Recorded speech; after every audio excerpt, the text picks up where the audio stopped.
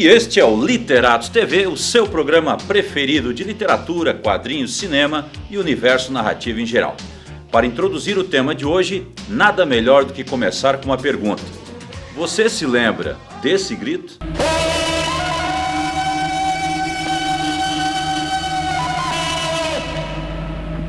Sim, quem não se lembra do grito do Tarzan, imortalizado pela voz de Johnny Weissmuller?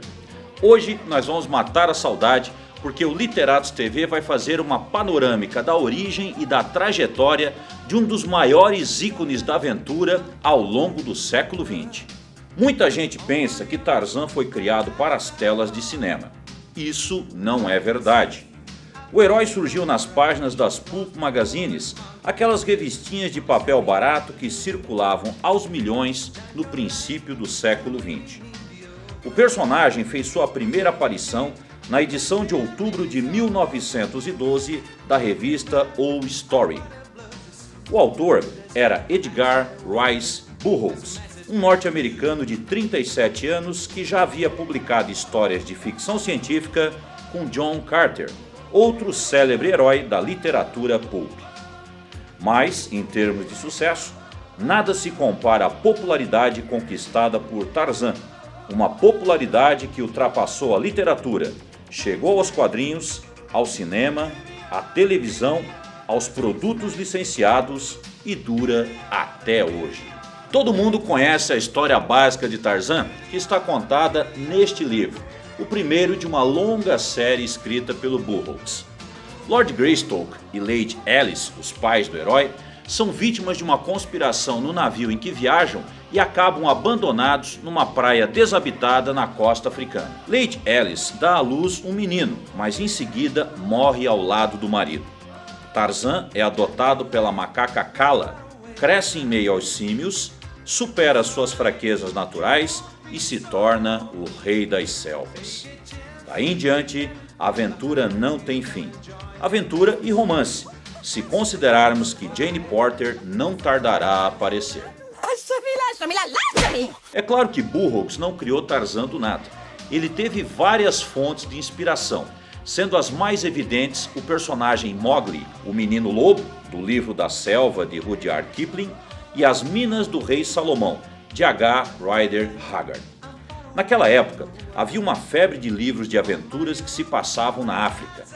Burroughs foi esperto bastante para aproveitar a moda, mas não pôde se livrar do ranço imperialista e muitas vezes racista que caracterizavam esse tipo de narrativa. Seja como for, Tarzan soube inovar ao longo do tempo e chegou aos dias atuais por méritos próprios. Burroughs era um escritor inventivo cuja criatividade não tinha limites. Criou a sua própria África, com suas próprias regras de funcionamento, mas é fato notório que jamais, em toda a sua vida, pôs os pés no continente africano. Com o sucesso das histórias de Tarzan, Burroughs se tornou uma espécie de uma empresa. Ele fundou a própria editora, criou um programa de rádio com aventuras na selva e lançou uma tira dominical de histórias em quadrinhos. Depois, mudou-se para Los Angeles e adquiriu uma larga faixa de terra onde fundou o subúrbio de Tarzana. Mas isso era só o começo. O cinema ainda iria explorar o grande potencial do seu herói. Tarzan, o Homem Macaco, foi o primeiro filme que teve a obra de Burroughs por base. Lançado em 1918, foi estrelado por Elmo Lincoln, na época considerado um dos melhores atores-atletas à disposição. A verdade é que muitos outros atores interpretaram o personagem na pré-história do cinema.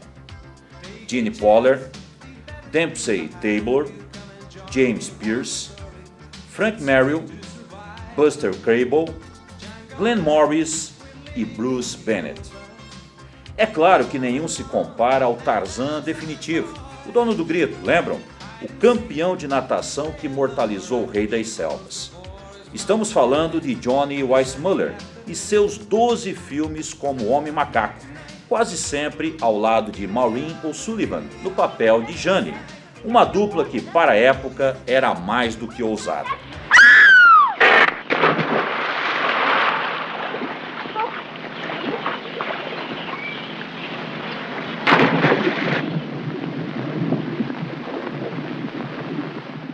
Essa talvez fosse uma das explicações para o sucesso de Tarzan: a vida em contato com a natureza, sem os pudores e os recalques da civilização ocidental. Ao mesmo tempo em que fazia sucesso no cinema, Tarzan também brilhava nos quadrinhos. O grande responsável por dar vida ao Homem Macaco nas HQs foi Harold Foster, que também faria sucesso como autor de O Príncipe Valente.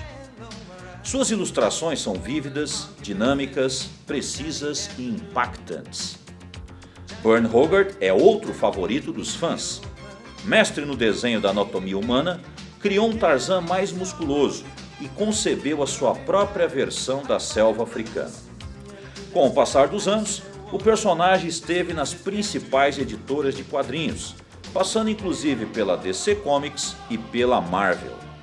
Desde os anos 90, os direitos autorais de Tarzan pertencem à editora Dark Horse, que vem republicando compilações e aventuras inéditas, inclusive crossovers sem sentidos com Super-Homem e Batman. Os quadrinhos de Tarzan fizeram tanto sucesso que acabaram criando um novo gênero, os Tarzânides, isto é, personagens baseados ou puramente plagiados do Tarzan original. É por isso que, num sebo qualquer, você pode encontrar centenas de títulos como Kazar, antigo herói da Marvel, Kaanga, que no Brasil foi chamado de Kionga, Kigor, que estrelava a revista Jungle Stories, e Akin, criado por roteiristas italianos. É claro que apareceriam versões femininas como Camila, a rainha do Império Perdido, e China, uma garota das selvas criada pelo próprio Will Eisner. Às vezes, os Tarzânides assumiam uma postura de combate. Vudá é uma versão negra de Tarzan. Devido às pressões do mercado editorial americano, o personagem tornou-se branco e logo depois sumiu das bancas de revistas. Mas voltando ao cinema, o tempo também passou para Johnny Weissmuller. Ele ficou velho, ficou barrigudo e teve que se aposentar do papel de Tarzan.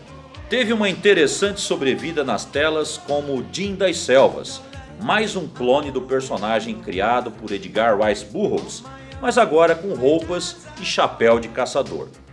Johnny continuava nadando e mergulhando das alturas, além de contar com a ajuda de um menino das selvas, também vestido, e de uma macaca que fazia as mesmas estrepolias da Cheetah.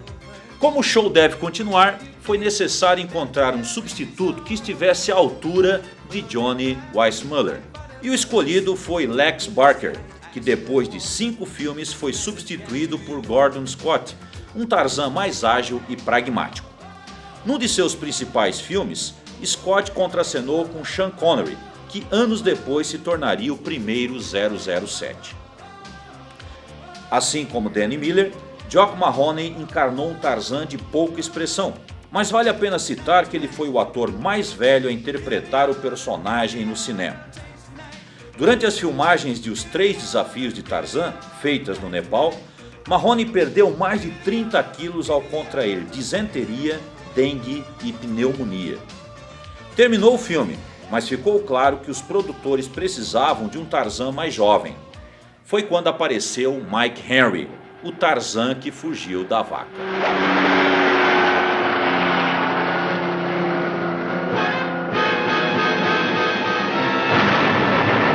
Mas que história é essa? É melhor começar pelo princípio.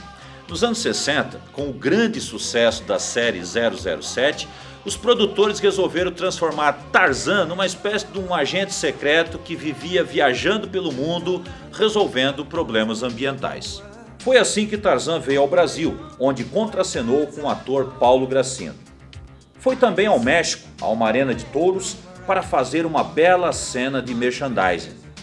De terno e gravata, o capitalismo yankee continuava esmagando os latino-americanos.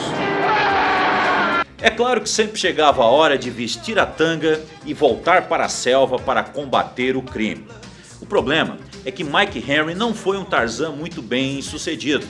Ele também contraiu disenteria e levou uma mordida no queixo da macaca Cheetah. Ele levou 20 pontos aqui no queixo, né? Mas a melhor história do Mike Henry é que quando ele estava no Rio de Janeiro, na Quinta da Boa Vista, ele estava dando autógrafos, ele estava atendendo a imprensa, e de repente uma vaca pulou a cerca. Em vez de pegar o bicho pelos chifres, o Mike Henry simplesmente virou as costas e saiu correndo. É por isso que aqui no Brasil ele ficou conhecido como o Tarzan que fugiu da vaca. Muita gente criticou a nova versão de Tarzan, um homem culto que só vivia na selva porque queria.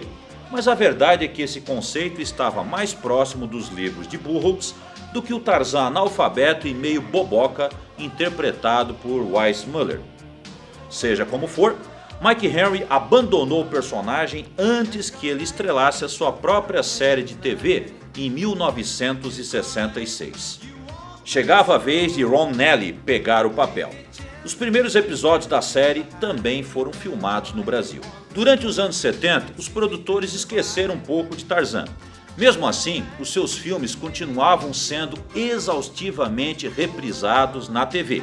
Isso para não falar dos livros e dos quadrinhos, que continuavam fazendo sucesso em diversos países. É dessa época também a série animada que apresentou o personagem às novas gerações. Houve outras séries de TV, mas elas são tão ruins que nem valem a pena ser citadas. O cinema também deixou de acertar.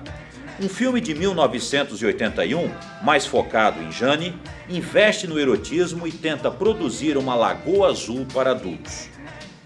Já o Tarzan de Christopher Lambert, lançado em 1984, é tão realista que ignora a aventura para investir no melodrama. E é aí, meus amigos, que aconteceu o inevitável, o encontro do criador de Tarzan com o criador de Mickey Mouse. A animação da Disney, lançada em 1999, trouxe o personagem para o universo infantil. Com música tema de Phil Collins e impressionantes cenas de ação e aventura, o filme se converteu num dos maiores sucessos da Disney. Houve a sequência de sempre, além dos spin-offs, das séries para TV, games e de uma variedade quase infinita de produtos licenciados.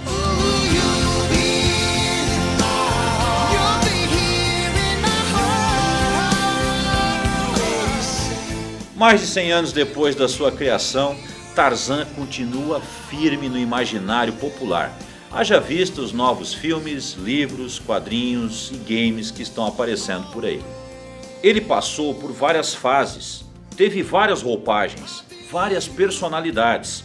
Já foi usado para difundir teorias racistas, mas também para despertar a consciência ambiental. Já foi violento, pacifista, culto, analfabeto. Qual é o verdadeiro segredo de Tarzan? Por que o personagem ainda não se desgastou? Por que desperta tamanho fascínio nas plateias da cidade e do interior? Essas são perguntas que você mesmo terá de responder. E este, meus amigos, é o Literatos TV. Dúvidas, sugestões, mande para o e-mail que você está vendo na tela, literatostv@furb.br. Procure-nos também no Facebook e, claro, assine o nosso canal no YouTube, Literatos TV.